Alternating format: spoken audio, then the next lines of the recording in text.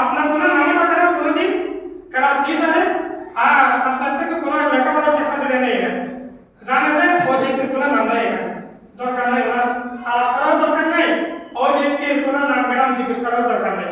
যাদের নাম গ্রাম লেখা আছে আমার কথা ওদেরকে পড়াইতে হবে, ওদের সাথে কথা বলবো।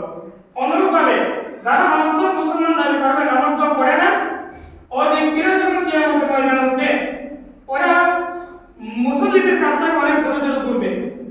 আল্লাহ বলবেন যে ওদের কোনো নাম গ্রাম জানার কোনো দরকার নাই, ওরা আমার দুশমন ছিল দুনিয়া, আমার ধারাবাহিকতা থেকে ইমানের কাছ থেকে ইসলামের কাছ থেকে আগে ইহসান উপকারের কাছ থেকে দূরে ছিল।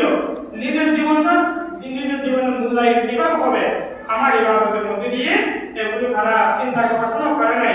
তাদেরকে জিজ্ঞেস না করে, তাদেরকে প্রশ্ন না করে কেন ঘুরতেছ, তওবা করতেছ, সরাসরি জাহান্নাম দিকে নিয়ে যাও, ফেরেশতাদেরকে বলবেন নাউযুবিল্লাহ নাউযুবিল্লাহ। তাহলে আমরা ইসলাম পেয়েছি, ইমানের মজা বুঝতে হবে কিসের মধ্যে দিয়ে, আগে পড়া শিখতে হবে, দিন ইসলাম কি জিনিস এগুলো শিখতে হবে, দলগুলো শিখতে হবে। তাহলে মসজিদে ধারাবাহিক আমাদের হাজিরা দিতে হবে। একদিন দুদিন তিন দিন যখন নিজের জীবনকে বেঁধে রেখে মসজিদে ঢুকবে, অনর্থকভাবে মসজিদে আসতে ইচ্ছা করবে। সুবহানাল্লাহ। যে ছেলে মেয়েদেরকে বাড়ি ঘরে লেখাপড়া শিখে না দিবেন, ওই ছেলে মেয়েদের স্কুলে যেতে চাইবে না, স্কুলে মাদ্রাসায় যেতে চাইবে না, ক্লাসই করবে, বলবে আমি ক্লাসে পড়া শিখতে পারি নাই, আমাকে শিখে দেওয়ার মতো কোনো ব্যবস্থা নেই করে নিজে, এই জন্য আমি ক্লাসে যাবো না।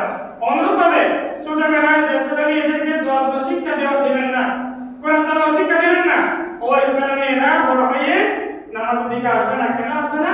বলবে আমি তো কোনো দোয়া তো জানি না, আলহামদুলিল্লাহ জানি না, আল্লাহ তাআলা জানি না, নামাজে গিয়ে কি করবো যাবো না।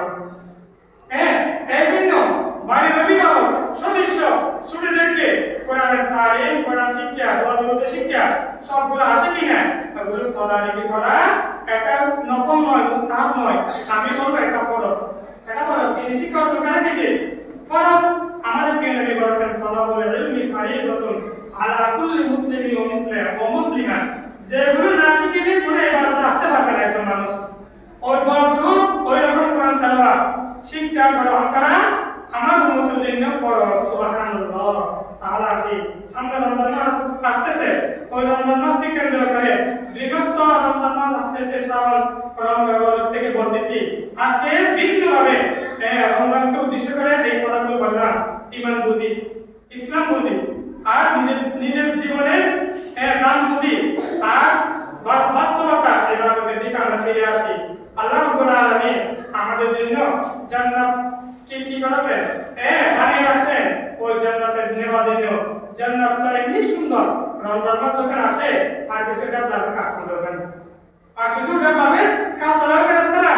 রমজান মাস আসতেছে, আমার বন্ধার বেশি বেশি ইবাদত করবে, তাদেরকে জান্নাত আরো কিভাবে উন্নত করা যায়, আর একটু কি তোমরা জান্নাতটাকে আরো কি করো, সুসজ্জিত করো, সুন্দর করো, কোন দিকে কিভাবে করতে হবে আমাকে একটু বলো তো, আমি সেভাবে করে দিই। আল্লাহ বলতেছে ফেরেশতাদের সাথে সুবহানাল্লাহ। বিশ্ব উন্নত জান্নাত আর জাহান্নাম খুব ভয়ঙ্কর থেকে আরো ভয়ঙ্কর স্থান।